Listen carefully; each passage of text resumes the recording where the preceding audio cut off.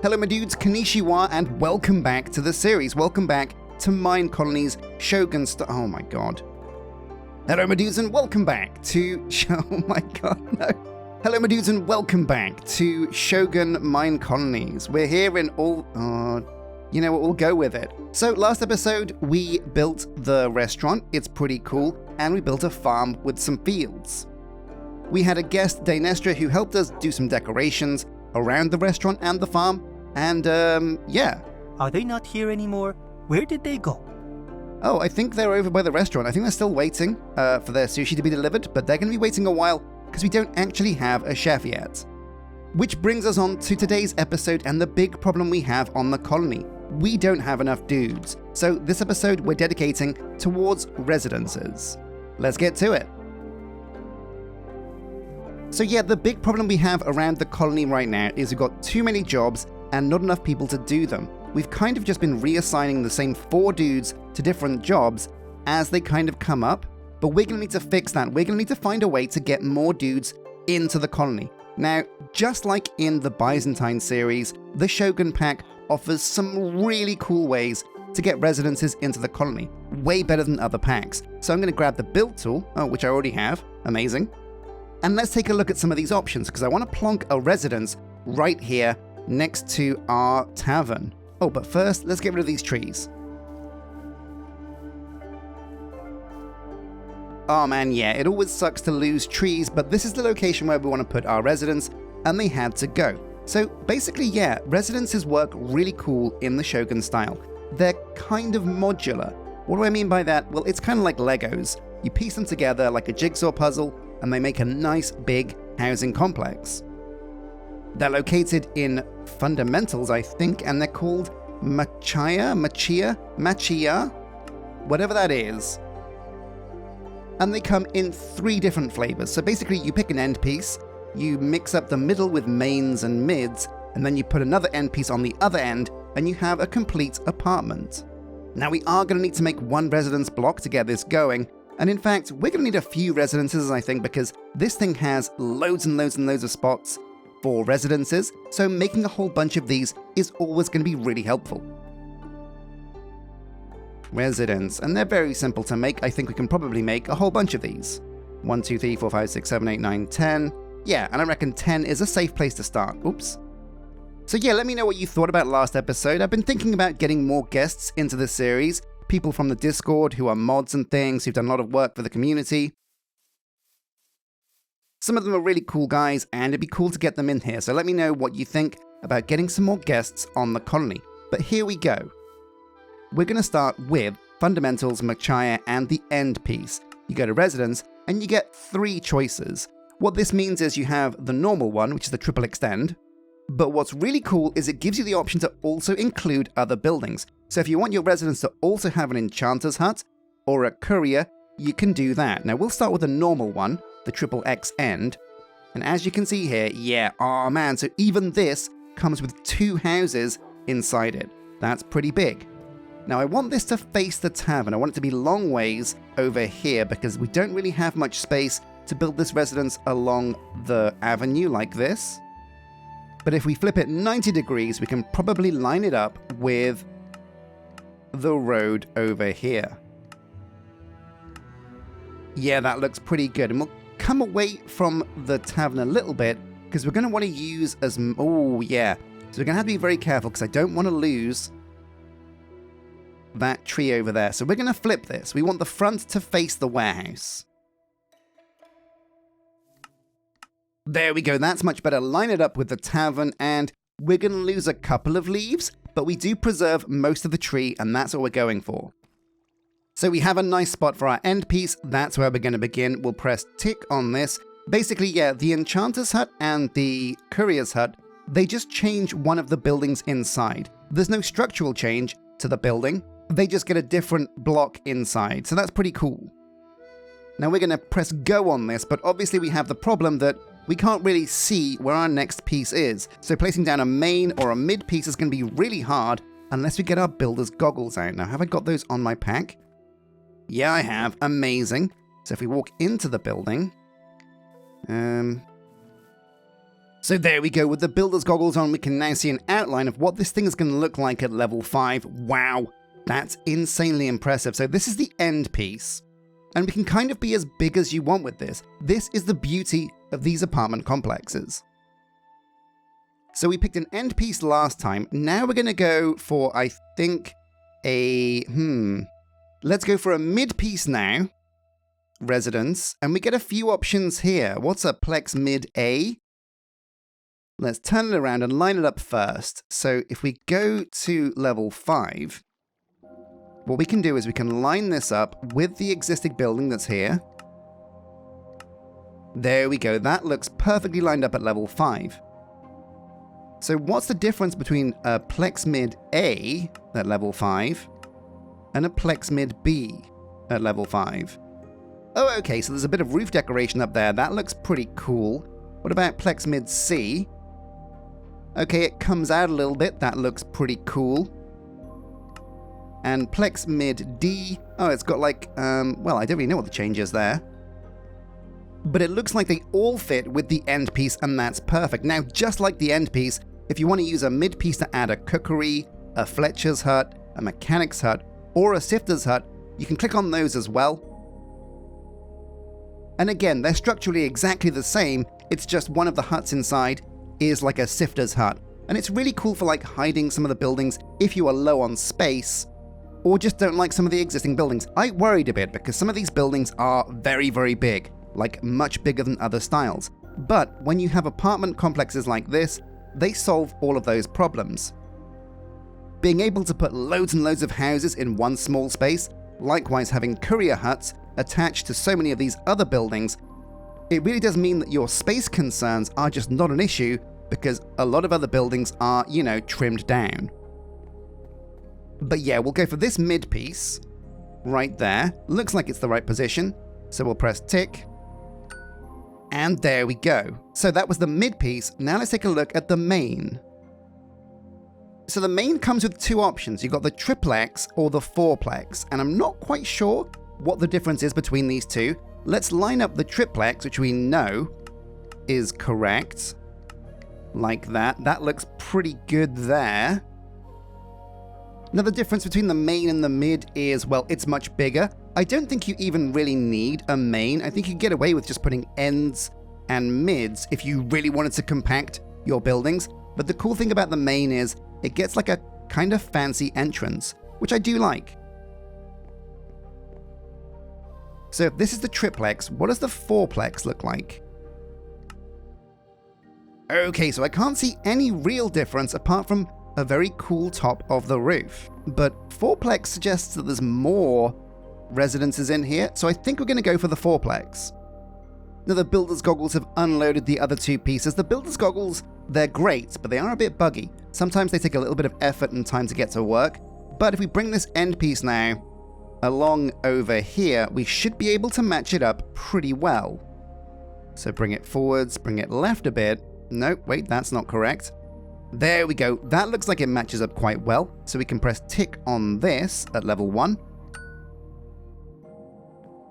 Take the builder's goggles off, and there we go. We've got 1, 2, 3, 4 separate buildings to build.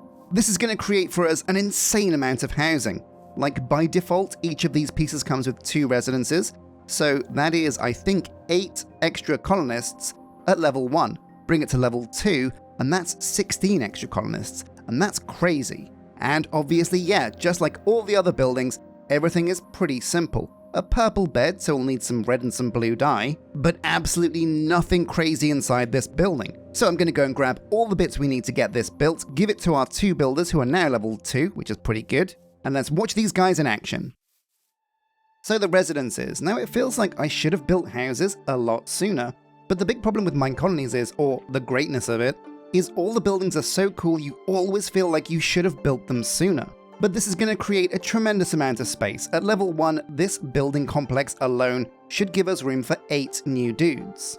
And I've made some changes about how we're going to acquire new dudes, that means you guys, which we'll go into after we finish the build. The materials obviously very simple: birch, acacia, cobblestone roofs, the standard for level 1 in Shogun. But it fits perfectly here, it's nice and close to the tavern, so all of these alcoholics can go over there and grab their sake, no worries. But also the housing being central means anybody that has a job nearby doesn't have very far to run at all when night falls and they have to hide from raiders. There will of course need to be some trimming up because this does float a little bit above the ground, but again, using retaining walls we can solve that problem really easily and also really stylishly. And the build went up fairly quickly. However, the third building along the main section had a bit of a hold up, and I wasn't quite sure why. The builder had completely stopped. And you know what, this happens. I figured what was probably going on was that our builder was sick, but when I went to take a look, they weren't sick. In fact, there was this weird error message. Now, I've never seen this in Minecolonies. The builder had an AI problem. Whoa. I tried a few things. I tried restarting the builder, but yeah, nothing seemed to work. I was at a complete loss until I saw this sticky little culprit hiding in the window. What the hell? There is a bee stuck in the builder's hut, and I thought, no, this couldn't possibly be the reason why she stopped. But just in case it is, we'll kill the bee. It's sad to lose a bee, but you know what? There's quite a few around the world. And, wow, okay, that worked, and she got back to work. That's crazy. And so yeah, back to work, back to building that final piece, the main section of the building. This has all come together really nicely, really quickly. At level 1, it doesn't look insanely impressive, but it's all plugged in the correct way, and I do highly encourage you guys to use these residences in your Shogun playthrough. Apartment complexes like this were my favorite thing about Byzantine, and hands down are my favorite thing about all of Spumantii styles. But with the residences fully complete, let's get back in game and get some dudes moving in. Okay, so the residence fully built. We've got a whole bunch of spaces now for new dudes. How many new dudes can we fit? Well, let's go and find out. Yeah, let's take a look. So over here at the town hall, and oh yeah, wow, look at this. We've got 5 citizens, but we can have 16. Now, a lot of those are knights in the guard towers. So in fact, we haven't created that much space for new citizens. And oh yeah, that makes sense, right? So when you build these residence complexes, every single one counts as one residence. However, to get the most out of these residences, you have to go inside the building, and there will be another house over here at the back. Wait, the sifter? Oh, When these are part of a big building, they look like they're level 0. So we'll have to upgrade this to level 1. And you know what? Oh, brown dye. Brown dye can be quite tricky, but yeah, this looks like quite a simple build. So we'll get EVBEX on this, and then go and upgrade the rest of these residences to level 1. Now, curiously, one of the buildings we built did actually come with the Sifter's Hut. Now, this isn't actually a really bad thing, because we will need a Sifter's Hut at some point, and putting it here inside the apartments isn't a terrible idea. However, we can't cheat the system like this. If we try and build this, even though we've got the block here, build options, build it, yeah, a university is required to actually build the building. But we're kind of future-proofed, and this being in place is good news. So what have I changed, and how have we made getting colonists easier? Well, thank you very much, by the way, for all of your name submissions to the colony. Patreon and YouTube members have been contributing their names, and as you can see, the tavern is full of these crazy names that you've submitted. We've got Arctic the Sjin fan over here, Random Einstein, yeah, just a random Einstein, hanging around. We've got Hikari McHyper Squiz. Did I typo that? Was it supposed to be squid, or did somebody say squiz? I don't know. If that's your name, let me know. And over here at the back, we've got Haltermain Bailey, who is already a colonist. So what's the change we've made? Well, let's take a look. This guy costs 31 gold. Okay. This guy also costs 31 gold. Interesting. And Random Einstein as well, 31 gold. So what you can do in the configs is you can change what colonists request when they come and visit your colony. Now, getting you guys in, your names, using the tavern is the best way of doing it. We can have children being born, but they'll usually have an already existing second name. Like the son of Bob Jones is always going to be like Dave Jones or something. You know how it goes. So I want to use the tavern as much as possible, and I figured, yeah, just setting everything to one unique cost is going to make things easier for me getting your names into the colony. It does mean we're going to need to go and gather some gold, though. So let's go and see what we can find.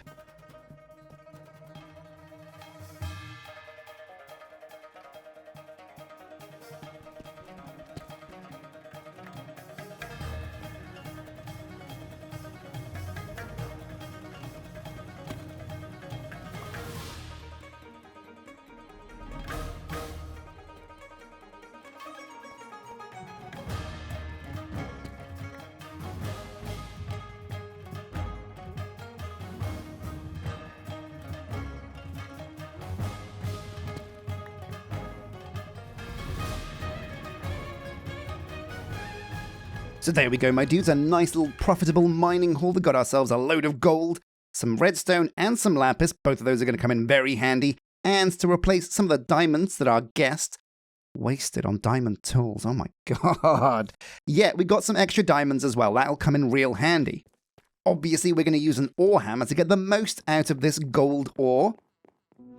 And so yeah, with some more ore hammers, we can turn all of the gold we have into gold dust. Very profitable.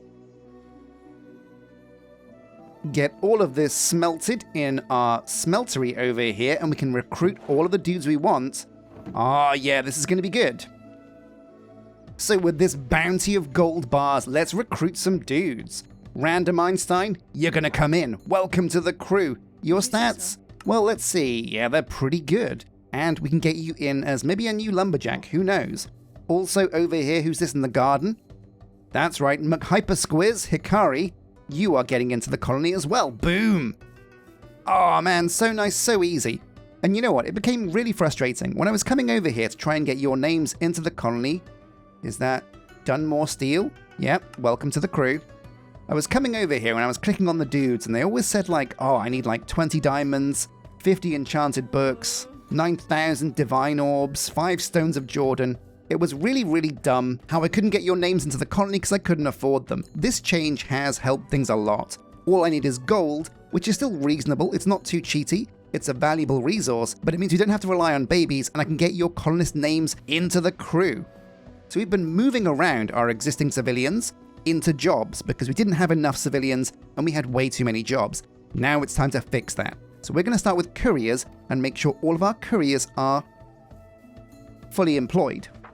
This one's empty, so who's a good courier? Ah, Dunmore Steel. Boom, it's a good name for a blacksmith, but you're going to be a courier. Then over here in our supply camp, obviously we have another courier spot. This is gonna be, I reckon, Random Einstein. There you go. Welcome, Random. You're now a courier.